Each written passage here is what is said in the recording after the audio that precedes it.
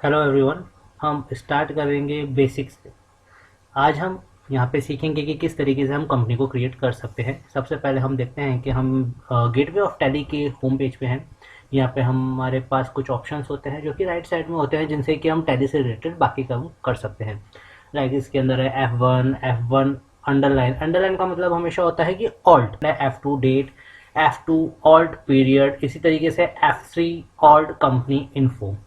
यहाँ पे हम सीख रहे हैं आज कंपनी को क्रिएट करना। तो इन केस हम कंपनी क्रिएट करने के लिए F3 ऑल्ट ऑप्शन का यूज़ करते हैं। कंपनी इन्फो का हम यूज़ कर रहे हैं F3 ऑल्ट। एक नया डायलॉग पेज खुल गया है जिसके अंदर है कंपनी इन्फो।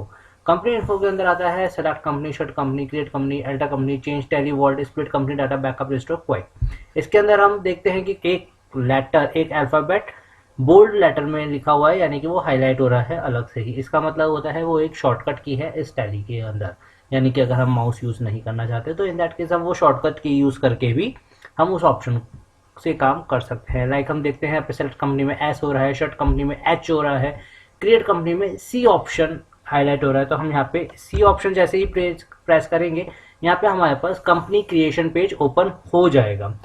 जैसे ही हम कंपनी क्रिएशन पेज ओपन होता है, अब हम देखते हैं कि किस तरीके से कंपनी क्रिएट करते हैं, उसके अंदर क्या क्या बेसिक डिटेल्स होती है जो कि हमें ध्यान देनी चाहिए कि हमें कंपनी क्रिएट करते समय रखनी है। सबसे पहले आता है नाम। सबसे ऊपर हम देख रहे हैं डायरेक्टरी। डायरेक्टरी का मतलब होता है कि हमारे सिस्टम के अंदर, हमारे कंप्यूटर के अंदर वो जो कंपनी हम क्रिएट कर रहे हैं वो कहाँ पे जाके सेव होगी।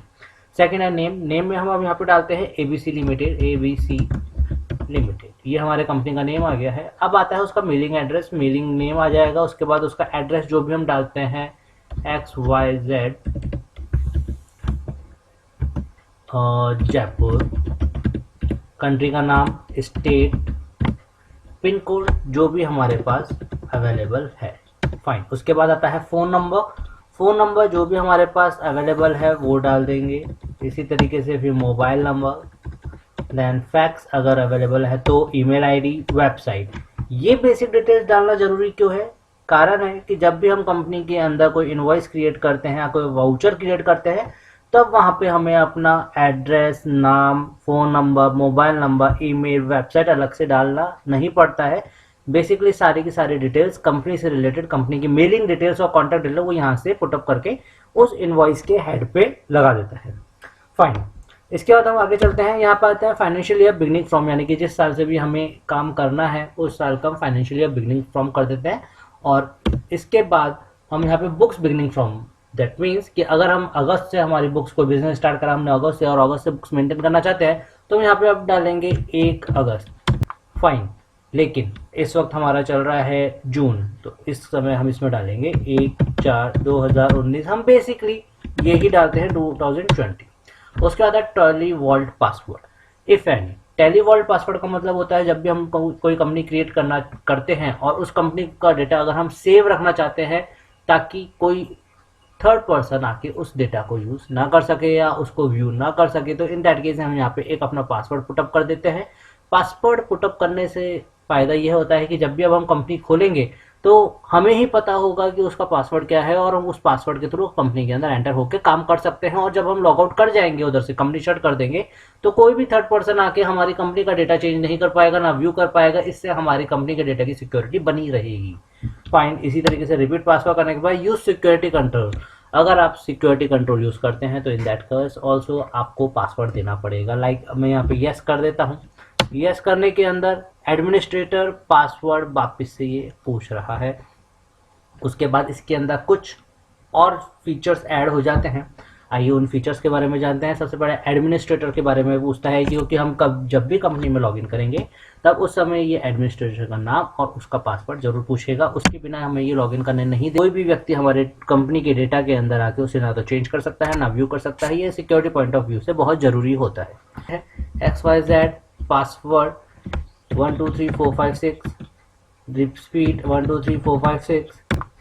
ये एक और हमें एक इसमें ऑप्शन दिया है, इसके अंदर वार्निंग ऑप्शन है। ये वार्निंग है कि अगर हम अपना पासवर्ड भूल जाते हैं फ्यूचर के अंदर तो हम इस कंपनी का डेटा कभी एक्सेस नहीं कर पाएंगे किसी भी तरीके से।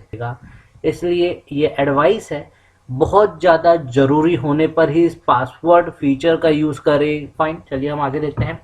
अब इसके अंदर टैली के ऑडिट फीचर्स की बात कर रहे हैं, क्योंकि हम जब टैली में काम करते हैं हम कंप्लीट अकाउंटिंग कर देते हैं। कंप्लीट अकाउंटिंग के बाद हम उसमें एक ऑडिट फीचर्स ऑप्ट करते हैं।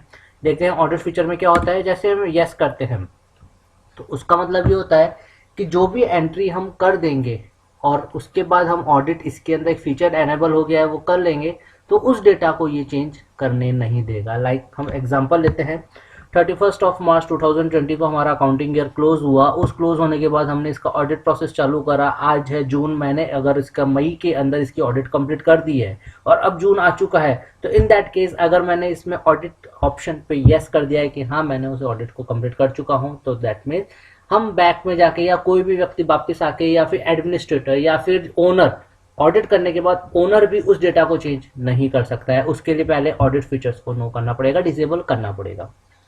फाइन, यहाँ पर हमारा कंपनी क्रिएशन कंप्लीट होता है। बस बेसिक फीचर्स है, इसको अगर हम यूज़ करना चाहे तो कर सकते हैं, नहीं करना चाहे तो कोई ज़रूरी नहीं होता है। और इस तरीके से यहाँ पे आके हमारी कंपनी क्रिएट हो जाती है एक्सेप्ट करते ही।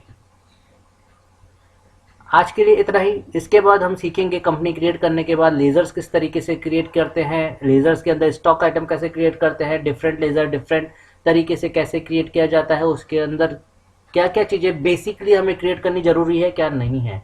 छोटे छोटे वीडियोस के थ्रू हम सीखेंगे किस तरह से टैली के अंदर काम किया जाता है। Thank you so much.